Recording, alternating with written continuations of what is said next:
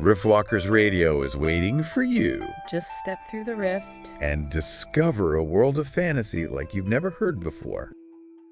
Hey everyone, and welcome to another deep dive, this one tailored just for you. Today we're going to be looking at what happens when internet fame meets ancient myths, and, well, let's just say the consequences are pretty unexpected. That's definitely unexpected. It's interesting how this story kind of like pits our modern obsession with, instant gratification against the ancient wisdom of just like respecting things beyond our control. Yeah, totally. And speaking of control, let me introduce you to our main players. We've got Iris. She's your classic influencer, obsessed with building her brand as the queen of content. All about going viral, maybe a little too much, though. Yeah, she definitely seems to prioritize going viral over everything else. For sure. And then there's Nissa. She's like a straight-up goddess from these old legends. Think power, mystery, and like major don't mess with me vibes. Oh, yeah. Nissa is definitely not someone you want to cross. Nope. And then caught in the middle of all this is Tariq. He's a local guide who knows way more about Nissa than Iris realizes. And he is not thrilled about Iris's plans, let me tell you. He seems like the kind of person who feels responsible for protecting these ancient traditions. Yeah, totally. He embodies that whole idea of like respecting ancient sites, which is something Iris seems to be missing. In fact, you flagged this article about how these kind of sites are getting super popular with tourists. Yeah, it's becoming a whole trend. It is. It's crazy. And that's kind of where Iris comes in. So picture this. Crumbling archaeological site. Sun is beating down. Cicadas are buzzing. Iris has got her camera out, ready to give her viewers a taste of ancient mystery, right? Classic influencer move. Totally. So she comes across this mysterious bronze disc. It's covered in runes and engravings of these mythical beasts. It just screams history and power. But Iris, well, she's too fixated on getting that perfect viral moment. The relic itself is super interesting, though. Didn't your notes say something about how bronze is often associated with strength and divinity in these old myths? Yeah, that sounds right. And those runes and engravings you mentioned, they probably tell a whole story, maybe about Nissa's origins or something, right? Oh, definitely. But Iris is too busy thinking about her audience to really appreciate any of that. She doesn't even pay attention to the plaque right there, the one that literally mentions the curse of Nissa. Oh, yeah, I remember that. That's some serious foreshadowing right there. Right. Total missed opportunity to learn something cool, too. Plus, there's a curse warning. Like, come on. Tariq even tries to warn her, right? He practically begs her to leave it alone, but she's too focused on pleasing those viewers who are just egging her on in the... Oh, yeah. They were like, touch it, touch it. So she does. She touches the relic. And that's where things get really interesting, right? Like, that one act sets off this whole chain reaction. Oh, it's like she opened a door to this world we thought was just myth and legend. Suddenly the wind changes, there's this weird humming sound, and all the cicadas go silent. Even her phone starts acting up. Spooky. It's like the world itself is reacting to what she just did. Right. And then things get even weirder. Viewers in the chat start pointing out that Iris's eyes looked, like, strange for a second, and some people are saying they felt a chill or something. It's creepy. In your research, wasn't there something about how, like, shared experiences can amplify these paranormal events? Yeah, something about collective consciousness, I think. Right. Maybe that's what's going on here. It's like all those viewers watching, plus Iris actually touching the relic, it all kind of contributed to waking Nissa up. Whoa, that's a trippy thought. Anyway, Iris plays it cool for the camera, even though she's totally freaking out, and ends the stream. But back at the hotel, she gets bombarded with notifications. Clips from her stream are going crazy viral. Hashtags like #AwakenGoddess are trending everywhere. And of course, her follower count explodes. She's got the fame she wanted, but I don't think this is what she had in mind. No kidding. Fame can come at a steep price, that's for sure. Yeah, tell me about it. And it gets even weirder. Her phone glitches again, and this time the background changes to this abstract design, but it's like glowing golden eyes. Yeah. The same ones that people noticed during the stream. Those eyes, that's such a cool detail. It's like Nissa's way of letting everyone know she's aware of them, Like she's watching. Definitely creepy, but you've got to admit, it's kind of fascinating, too. You always say these ancient myths reflect our deepest fears.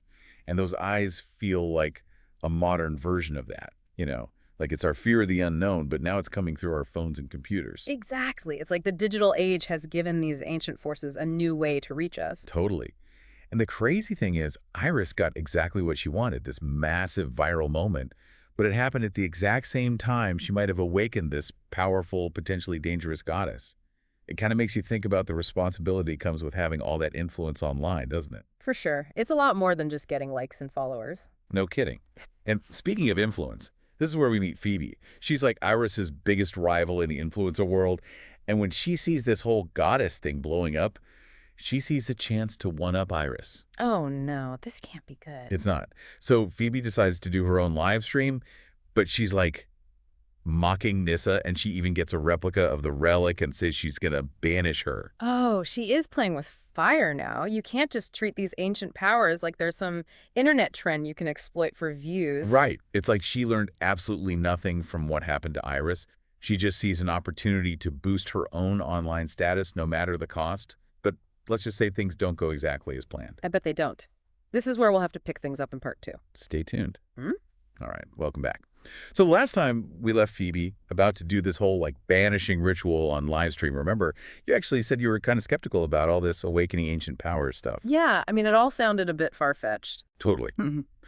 But what happens next might just change your mind. Hmm. So Phoebe's all set up in her studio. She's got this fake relic, and she's like totally making fun of Nyssa, putting on this big show for the camera. She's even got like dramatic lighting and everything. It's like she's asking for trouble. Right.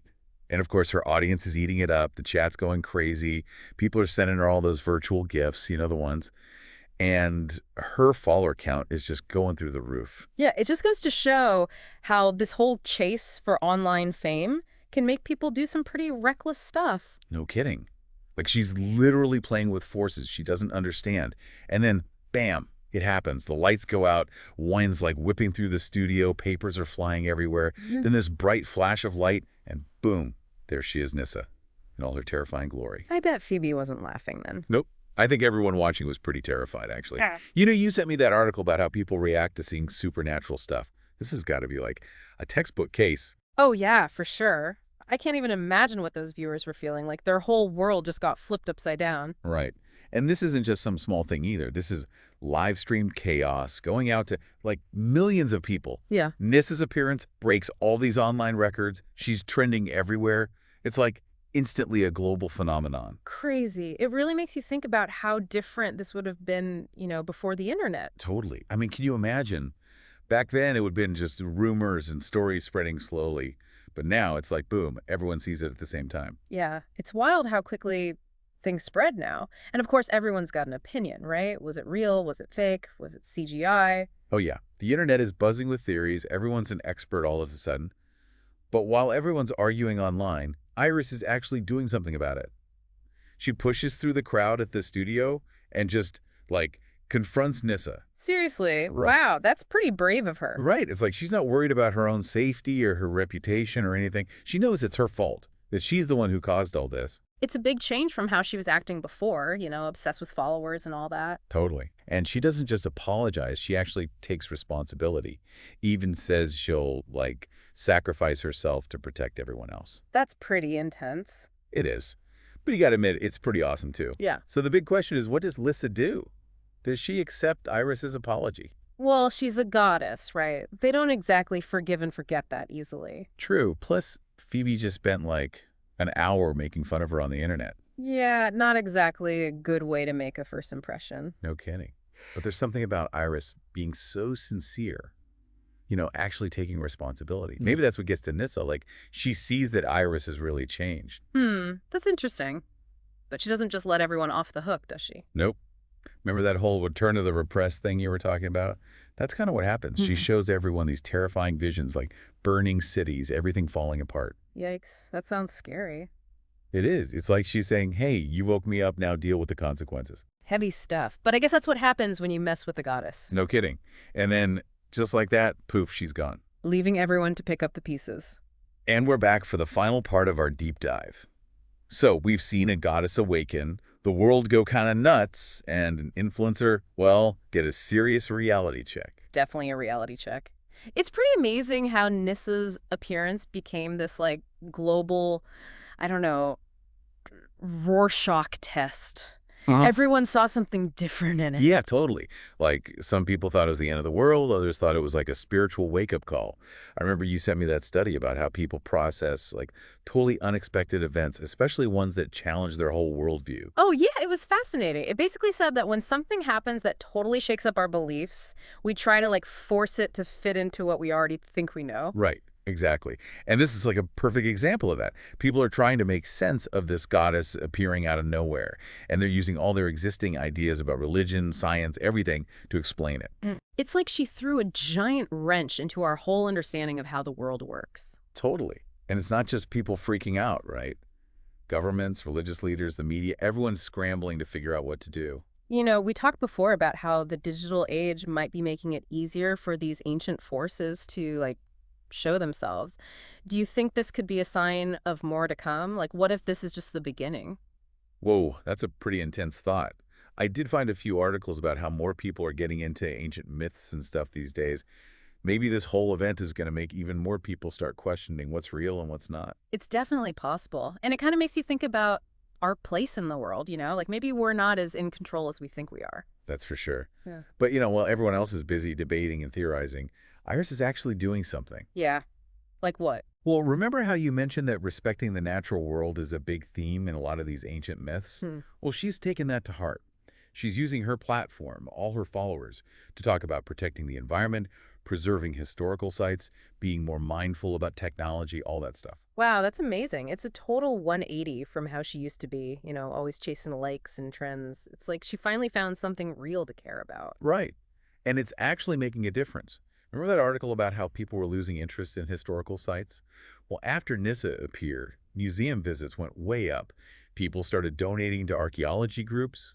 Even politicians are talking about new laws to protect ancient sites. It's like Nissa's warning woke everyone up, you know, reminded us that we need to take care of our planet and respect our history. Totally.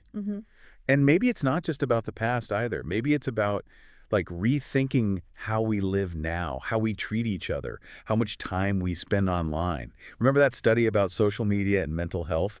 Maybe this whole thing will make people log off a bit more, connect with each other in real life. Yeah, that'd be great. It'd be pretty ironic if a goddess appearing on a live stream actually made people put down their phones for a bit. Ironic, but awesome. Yeah. So it looks like Nissa's appearance, even though it was totally crazy and scary, might actually end up being a good thing in the long run. Who would have thought?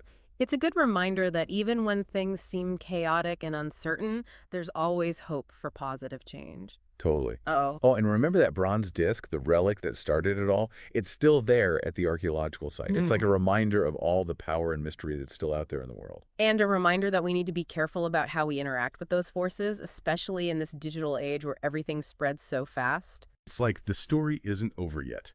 Who knows what other myths and legends might be waiting to be discovered, or maybe even awakened, in our crazy digital world. Thanks for joining us on this incredible journey, everyone. Until next time, keep exploring, keep questioning, and most importantly, keep sending us those sources you never know what we might uncover together.